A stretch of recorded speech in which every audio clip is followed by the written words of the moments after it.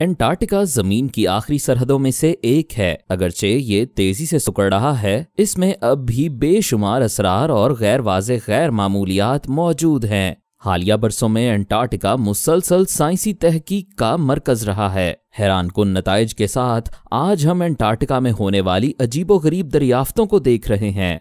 Number 1, sea monster fossils. Antarctic जजीरा नुमा के एक छोटे से जजीरे पर मौसम के साथ जिद्दोजहद करने में कई दहाइयां लगीं, लेकिन अब साइंसदानों ने आखिरकार सबसे भारी मालूम एलास्मोसॉरस का पता लगाया है, जो एक कदीम आबी रेंगने वाला जानवर है जो डायनासोर के साथ साथ क्रिटेशियस दौर के समुद्रों में तैरता था। इस जानवर का वजन 15 टन तक होगा और अब ये एंटार्क्टिका में दरियाफ्त होने वाले कदीम तरीन रेंगने वाले फॉसिल्स में से एक है।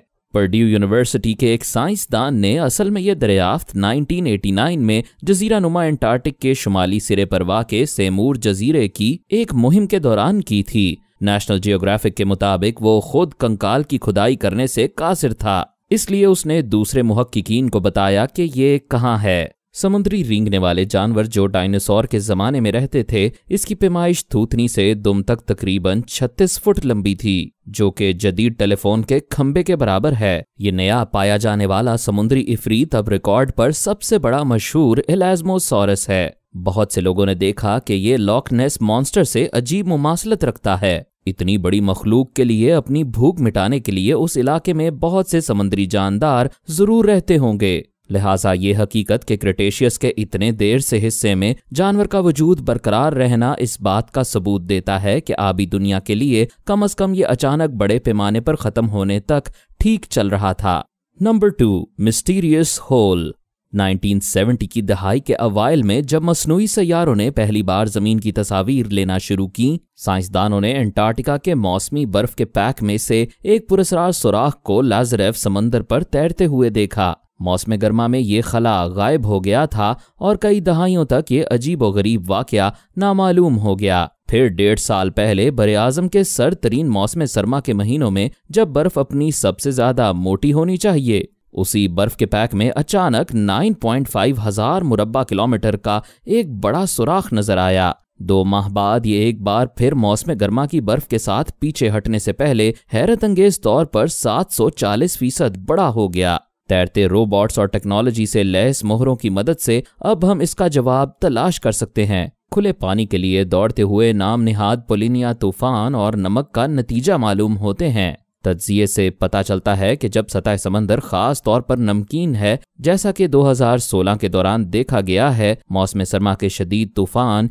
एक उलटने वाली गर्दिश को रोक सकते हैं। गहराई से गर्म नमकीन पानी इस सतह तक मुड़ जाता है जहां हवा उसे ठंडा करती है और उसे नीचे के पानी से ज्यादा घना बना देती है। जैसा कि ये पानी निस्बतन ज्यादा गर्म होता है, तकरीबन 1 डिग्री सेल्सियस का गहरा पानी उसकी जगह ले लेता है, जिससे फीडबैक लूप बन जाता है जहां बर्फ इस्लाह नहीं कर सकती। Number 3, ancient forest fossils. 100 साल पहले रॉबर्ट फैल्कन स्कॉट की एंटार्क्टिका की मुहिम ने कुतबे जनूबी से 500 किलोमीटर से भी कम फासले पर बियर्डमोर ग्लेशियर पर पौधों के फॉसिल्स दरियाफ्त किए थे। एडवर्ड विल्सन, जो इस मुहिम के चीफ साइंसदान हैं, उन्होंने अपनी डायरी में ये नताइज दर्ज करते हुए कहा कि ज्यादातर बड़े पत्ते साहिल के पत्तों की तरह शक्लो सूरत में होते हैं। उस वक्त इन नताइज को साइंसदानों ने गलत शनाख्त के तौर पर मुस्तरद कर दिया था। इनकी अहमियत को 100 साल से ज़ायद अरसे तक नज़रअंदाज किया गया, लेकिन जब आप आज जजीरा नुमा एंटार्क्टिक में कदम रखते हैं तो बहुत से साइंसी तजर्बात ने साबित किया है कि आप दर हकीकत कदीम कभी फलते फूलते जंगलों में चल रहे हैं। अब उनमें से कुछ दरख्तों के नए पाए जाने वाले पेचीदा फॉसिल्स बता रहे हैं कि पौधे कैसे फले फूले। कुतबी जंगलात एक अर्जुल बलद पर बढ़े जहां पौधे आज नहीं बढ़ सकते, और मुहक्किकीन का ख्याल है कि जिंदा रहने के लिए वो एक इंतहाई सख्त अनवा रहे होंगे। टीम अब ये समझने की कोशिश कर रही है कि वो क्यों मादूम हो गए। हम जानते हैं कि मौसम सरमा में शट ऑफ फौरन हुआ, लेकिन हम नहीं जानते कि गर्मियों के दौरान वो कितने मुतहर्रिक थे। Number 4, blood false. एंटार्क्टिका में मैकमर्डो स्टेशन के करीब एक छोटी आबशार है जिसकी शक्ल बहुत ही मखसूस और मनहूस है। खून के गिरने के नाम से ये जाना जाता है। ये खौफनाक आबशार अपने चमकदार सुर्ख रंग की वजह से इंसानी खून पर मुश्तमिल दिखाई देती है। कई सालों तक मुहक्किकीन ये मानते हुए उन फॉल्स से दूर रहे कि ये बदकिस्मत हैं, लेकिन हालिया बरसों में वो इस अजीबोगरीब रुझान की वजाहत करने में कामयाब रहे। ग्लेशियर के नीचे से तस्वीर कशी करते हुए ज़ेली बर्फानी नदियों का एक जाल है और एक ज़ेली बर्फानी झील है जहां लोहे की मिकदार की तादाद में बहुतात है, जो आबशार को सुर्खी माइल रंग देती है। तहकीकी टीम का हिसाब है कि नमकीन पानी को बिलाखिर खून के पानी तक पहुंचने में तकरीबन 1.5 मिलियन साल लगते हैं। शायद सबसे हैरत अंगेज तौर पर यह मुनफरिद माहौलियाती निज़ाम एक कम्युनिटी का घर है। वो जरसू में जो 20 लाख से ज्यादा सालों से मौजूद हैं, ये साबित करते हैं कि जिंदगी इंतहाई एक्सट्रीम मकामात पर मौजूद हो सकती है। Number 5, dry valleys. अगरचे बरे आज़म का बेशतर हिस्सा बर्फ से ढका हुआ है, लेकिन अंटार्कटिका के कुछ हिस्से ऐसे हैं जिन्हें जमीन का खुश्क तरीन मकाम कहा जाता है। खुश्क वादियों कहलाने वाले एक इलाके में तकरीबन 2 मिलियन सालों से बारिश नहीं हुई है।